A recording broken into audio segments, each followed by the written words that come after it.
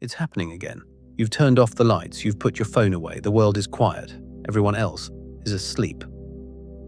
But your mind has other plans. It's replaying a conversation from last week, it's worrying about a deadline next month, it's reminding you of something embarrassing you did 5 years ago, it's writing a to-do list, it's imagining a disaster that hasn't happened, it's composing an argument with someone you haven't even spoken to. You are exhausted, you want to sleep, but your mind won't shut up.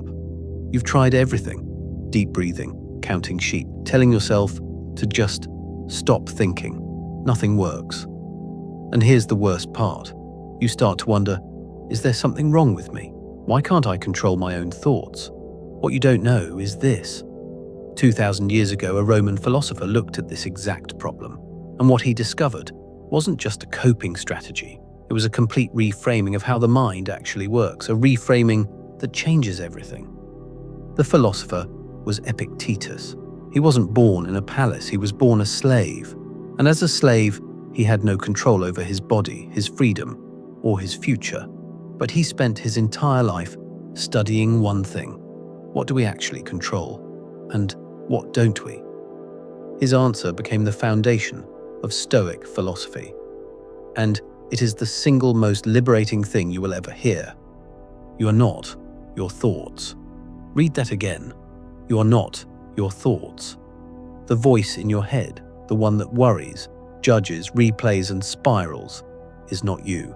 It is a radio, and you have been listening to it your entire life without realizing you can change the station. Tonight, we're going to explore why your mind won't shut up, and more importantly, what you can actually do about it. Let's start with a simple question.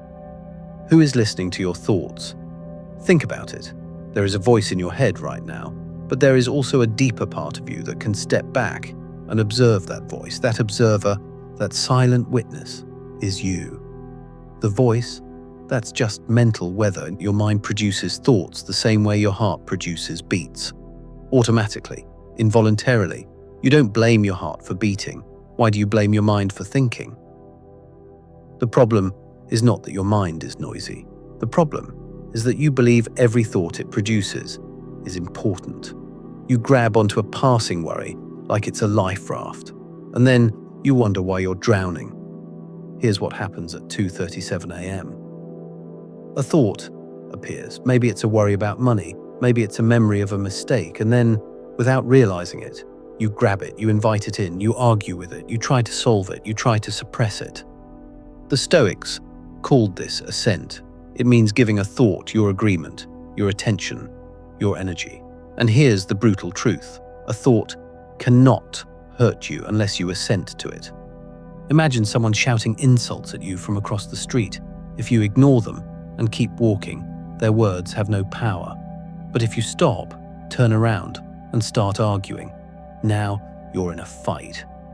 Your thoughts are that person shouting. You don't have to stop. You don't have to argue. You can keep walking. So, how do you stop grabbing onto every thought? Marcus Aurelius practiced something he called the discipline of perception. He wrote, "You have power over your mind, not outside events. Realize this and you will find strength." Here is a simple practice you can try tonight. When a thought appears, don't fight it. Don't engage with it. Just label it. That's a worry thought, that's a memory thought, that's a planning thought, that's an imaginary argument. Labeling does something remarkable. It moves you from being inside the thought to being outside it, from participant to observer, from the radio to the listener. You don't need to stop the thoughts from coming. That's impossible. The mind thinks. That's what it does.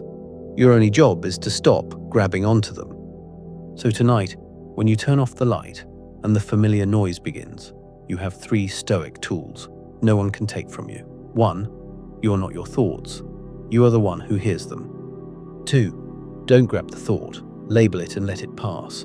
3, trust the deeper silence. Beneath the noise of the mind, there is a stillness that has always been there. You are not broken. Your mind is not malfunctioning. You are a human being with a noisy brain, just like Epictetus, just like Marcus Aurelius, just like everyone who has ever lived.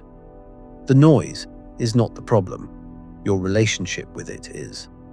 If this left you a little quieter than before, you know where to find us. The Calmest Room is always open. New videos every week. Close your eyes. Take one breath. Notice the silence beneath the noise. It was always there, waiting for you, and you never have to face the noise alone.